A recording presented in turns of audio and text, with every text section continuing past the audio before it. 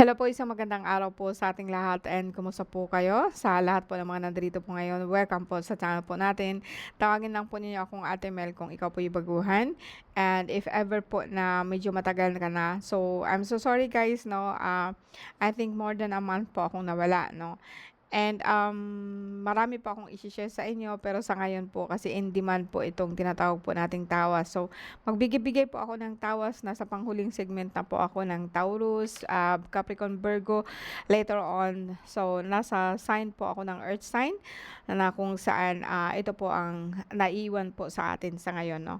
So Taurus, be reminded lang po na hindi po lahat po ng Taurus may sakit. Ito po para po sa mga tao po na may nararamdaman. If you're under the zodiac sign of Taurus, so pwede mo pong tingnan po yung mga past video ko po, no, and pagkatagpi-tagpiin mo po ang nangyayari po sa inyo, no. And gusto ko din i-share po sa inyo na actually guys, no, wala po tayong sakit, no. And meron tayong sabihin po natin nag-materialize po sa ating katawan, like say meron po tayong lagnat, meron po tayong mga bukol, no, and matagal na po ako nanggagamot, no. So sa akin, madali lang po siyang gamutin kapagka nasa tamang wisyo ka, no. What I mean is just like, parang willing ka pong magpagamot, no, hindi ka po talaga naaasa sa doktor. And to tell you frankly, ilang beses na po akong nawala, no. And kahit sabihin natin na alam ko ang nangyari po sa akin, no, masasabi ko talaga po na maraming elemental po ang natulong po sa atin. And isa po ito sa gusto kong ipaalam po sa inyo kasi ang Taurus, Capricorn, Virgo is earth sign. And nandito po kayo sa mundo po natin ito, pero hindi po kayo taga dito, no. And Capricorn, Taurus, Virgo also they are also very practical person. And sila po ang kung talaga pong mararapati, no. Sorry, ang Taurus po kasi is like more on earth sign talaga po siya. Pero ang Capricorn more on sa mind, no? Kasi po makikita po ninyo yung tinatawag po nating sungay, no? Or sabihin po natin na kung paano po sila nag-iisip. Ang Virgo Taurus more on very practical person, no? Pero gusto ko lang pong i-share po sa inyo guys na lahat po 'yan pwede pong magbago, no. And yeah, let's begin. So marami na tayong dadaan, no. Let's begin to Taurus, no. So sa lahat po na nandito po sa akin ngayon, lahat po tayo is hindi yung bang hindi lahat po may sakit, no. So I repeat, no, sabayan po ninyo ako sa dasal and sa lahat po ng Taurus na kakilala po natin, idasal po natin po sila, no. Let's begin, no. Ang Diyos amang makapangyarihan sa lahat, maraming salamat po sa biyayang binigay mo sa akin. And sa magandang pangangatawan, thank you so much, no, sa mga Taurus po na nandito po sa akin, no. Bigyan mo sila po ng kalagahan po. And bigyan mo din po sila ng pagkakataon po na makapagpaliwanag sa kanilang nararamdaman or sabihin po natin na mai-express po nila ang kanilang tunay na karamdaman, no. Okay, Cristatim Hisum Christi Pater Salvame, Cristatim Hisum Christi Pater Salvame, Cristatim Hisum Christi Pater Salvame, Pater Nundium Christum Solome, Cristatim Christum Igiusum, Jesus Nazarenus, Redidis Husdum, Christum di Prunos, Utrustum, Uminit Salvame, Salvame salve igusum. And rebeltal estas staris maluwas igusum. Amen, amen, amen. Okay, so punta tayo dito sa Taurus, no. Tumatayo ang lahat po ng aking mga balahibo, no. Kasi actually sa ngayon po paggabi na po, no. And yeah, Taurus, April 20, mula April 20 hanggang May 20 para po sa inyo ang tarot reading na to. Sorry po.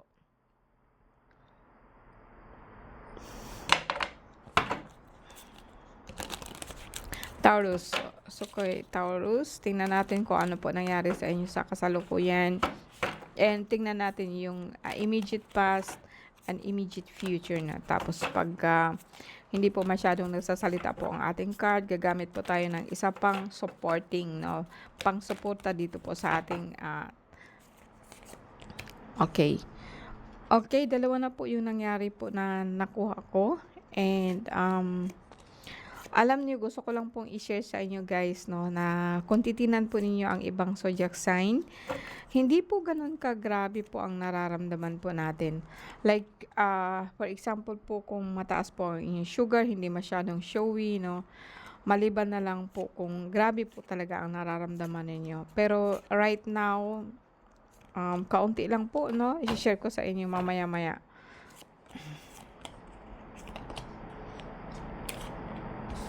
Okay.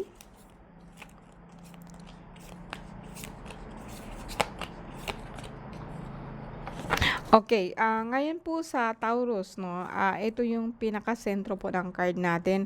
I have 9 and, ito po yung sa ngayon, ito po yung, nakaraan, and ito po yung immediate future po natin. And ang importante sa atin ngayon is yung kasalukuyan. And, ang the center ng card mo actually is 9 of Vessels 'no. And, ito yung kasalukuyang problema mo 'no, and, hindi ko siya masasabing problema kundi ito yung laging pag-iisip mo. And, actually sa totoo lang guys 'no, lagi kong sinasabi sa inyo wala po kayong masyadong sakit 'no. Dito po kasi sa sentro or sabihin po natin na sa kasalukuyan po kasi is like parang masakit lang ang ulo mo 'no, and makikita ko dito, medyo kung sakali pong nadapa ka or sabihin po natin na hindi ka po nakakatayo 'no, dito kasi sa atin masakit po talaga 'yan 'no.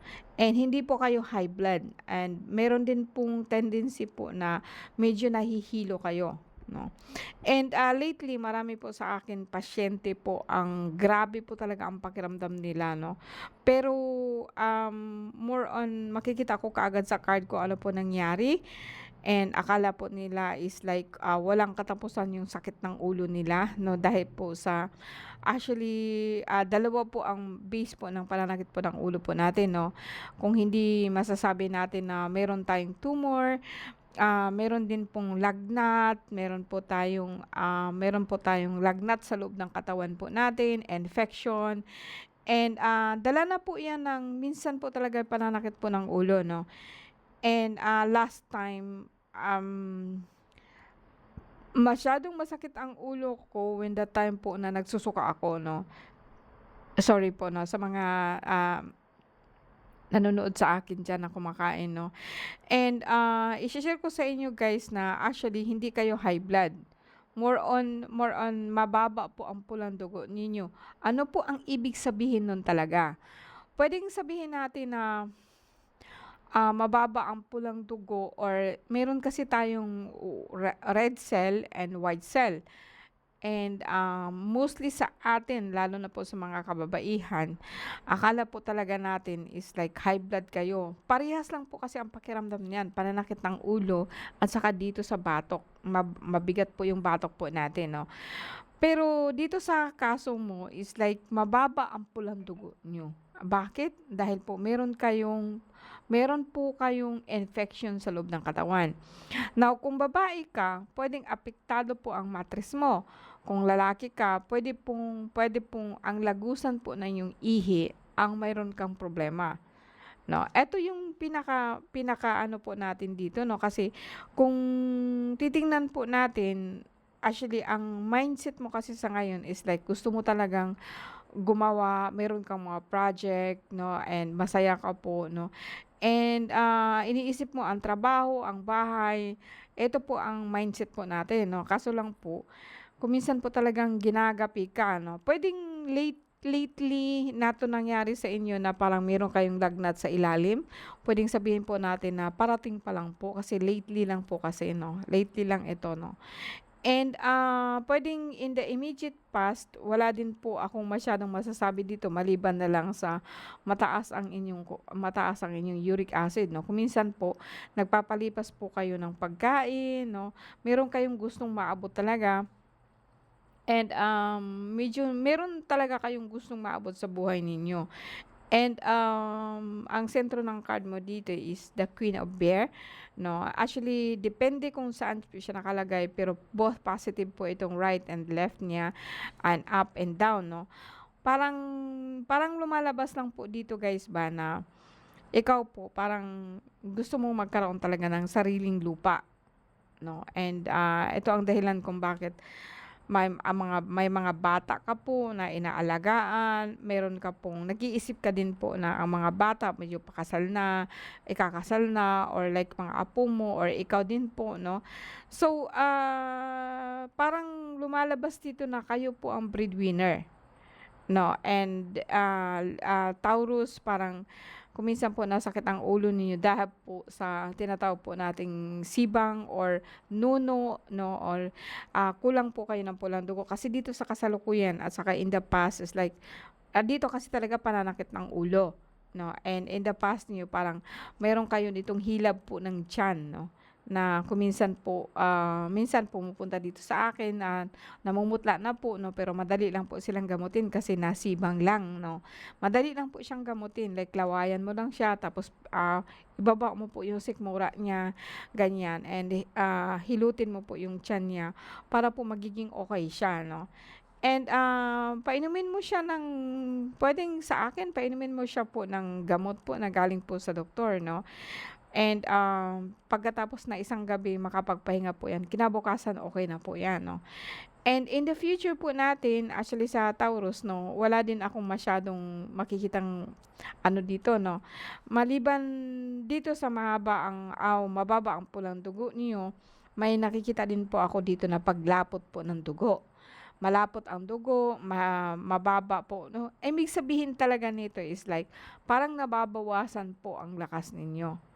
And sabihin ko ba siya na, gusto kong sabihin din po sa inyo na dahil po ito sa mga ninuno natin, mga kanuno-nunuan, mga yumao natin, mga magulang natin na yumao, I think, 'wag naman ninyo siyang kalimutan 'no. Puwede ninyo siyang pakainin kung anong meron kayo diyan 'no.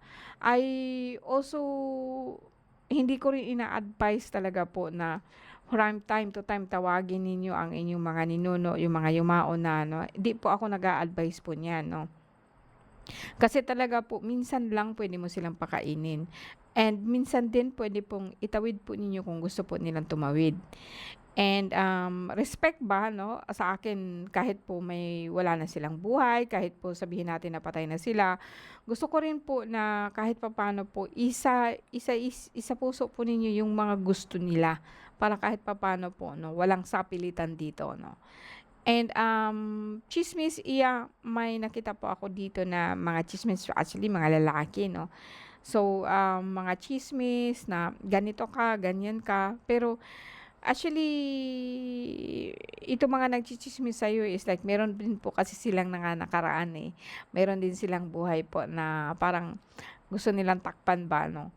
And, ang sa akin, although dito parang kung minsan kinaiinis mo talaga 'no, kasi po, medyo nasisira kasi ang mind mo 'no, medyo nasisira ang mind mo 'no. Eto kasi like, babae po ito na tsismosa kaso lang ang katabi po niya is the Knight of, Fox. So, puwedeng sabihin po natin na lalaki 'no, lalaki po na hindi nakikita or nakikita 'no. Basta po medyo gwapo siya 'no and, ito ang dahilan kung bakit bigla ka na lang po nagagalit, masama ang likod mo, masama ang liit tiyan mo, ang mga paa mo parang tumataas po yung uric acid, tumataas po yung mga arthritis, ang tuhod masakit 'no. Actually guys 'no, malapot lang po talaga ang dugo niyo. Sa mga tao po na may mga tinatawag po natin na arthritis 'no or yung bagang masakit po ang tuhod, yung 'pag nababa po sila parang ang sakit sa tuhod, ang sakit sa hagdanan 'no, 'pag bababa sila sa hagdanan ang sakit ng tuhod 'no, sorry for that. Masakit ang tuhod 'no, paakyat, pababa or maglakad masakit po siya o sabihin po natin na namaga, namanas 'no.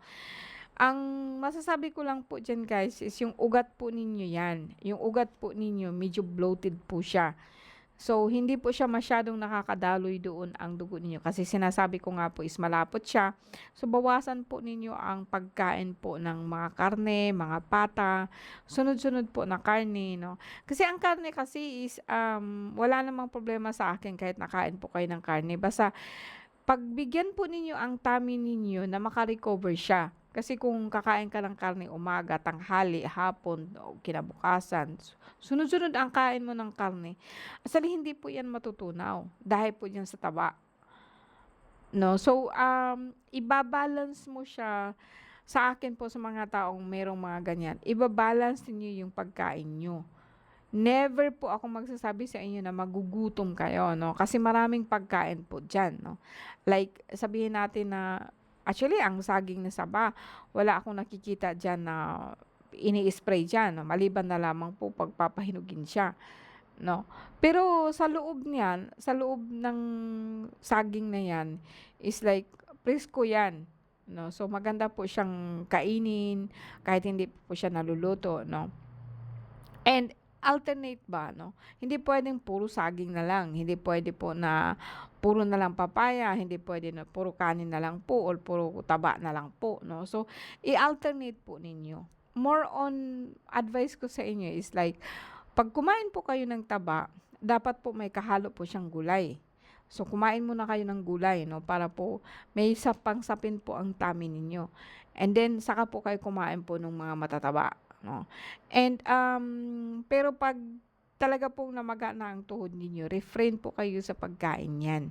Mga pritong manok, no? Mga adobo sa asin, mga pata, mga masasarap lahat po, no? Kasi po talaga pong maano yan sa taba, no? And once we're talking about taba, masarap po siya. And hindi po natin minsan napipigilan. Kaya po baga sinabi ko po na pag meron kayong kaso ganito, bili na lang po muna kayo ng Quaker Oats, no? And bawas-bawasan po ninyo ang kape. Kasi po talaga po nakapagti-trigger po ito, no? And ito po ang masasabi ko sa inyo, no? So, I'm not saying na may ano kayo, may sakit kayo. Kasi dito kasi in the future, parang nawala na rin po yung pagmamanas po ng paa or sabihin po natin na prostate o sabihin po natin na lagnat, no? Mga naiiwan po dito is like daily routine, no? Daily problem like mga panghuhusga, mga tsismis na nakapagpapatulan mo, nakapagpalaki pa po o nakapagpalala pa po ng sitwasyon. So, sa akin, forget about this one, guys, no? And focus your life kung ano ang gusto mong mangyari. Doon ka makafocus dapat. Kasi mawawala po ikaw, mawiwindang po ikaw in the future kapag ka pinapatulan mo po itong mga tsismis na to, no? Alright, no? So, hingi tayo ng advice po dito sa ating isa pang tarot card. Taurus, January 20 hanggang May 20 po. Ano po ang advice mo sa akin?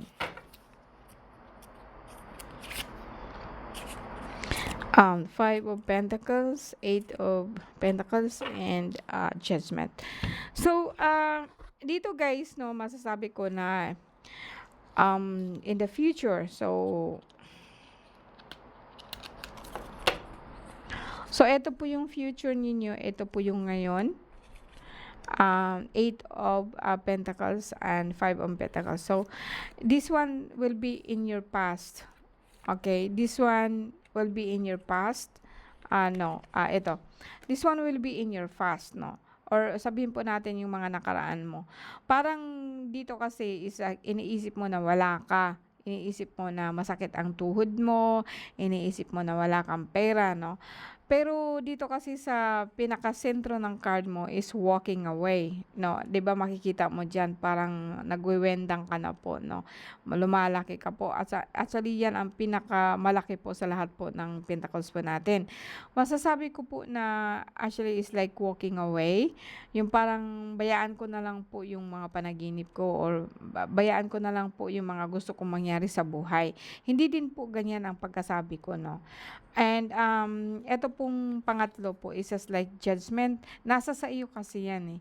Judgment is about the hand. O kung makikita po ninyo. And the sun also. So makikita po ninyo yung araw. Pero ang lahat po ng plano ninyo is nasa inyong mga kamay. Lahat po ng buhay po natin nasa inyong mga kamay. And, eto po ang masasabi ko na hindi sa lahat ng pagkakataon po, like, ang kamay po natin is like we notice about that one so much. Pero ang kamay po ang pinakamahalaga po sa ating katawan. Kasi ang kamay po ang naghuhulma sa lahat po ng mga bagay na gustuhin man natin. And, kaya nga po ang guhit ng palad is napakaimportante po sa akin kasi yan po hindi po yan magsisinungaling. It's just like how you think, no? And, kahit sabihin mo man po na, "Ma'am, hindi man po ako ganyan." But deep inside, I know, no? So, that's it. Nasa sa iyo yan, okay? Kung gustuhin mong magbago ang life mo, nasa sa iyo yan. Kung gusto mo siyang palaguin, then concentrate on what. Huwag mong pansinin masyado yung mga chismis ng ibang tao po, no? And, mas makaka-focus ka po sa sarili mo, like sa mga bata then in the future, no? And, para po magiging magaan po ang lahat. I can see money here, pero more on ang mga bata kasi ang iniisip mo, tapos trabaho, tapos sa bahay, and mga magulang mo, no? It's just like normal life, no? Meron ka lang lagnat, medyo masakit lang ang ulo mo, pero if ever po na talaga pong mag-insist niya, tumawag lang ho kayo sa akin. Alright? Okay, so let's go. Thank you guys, no? Maraming salamat po sa pagtangkilik po sa akin.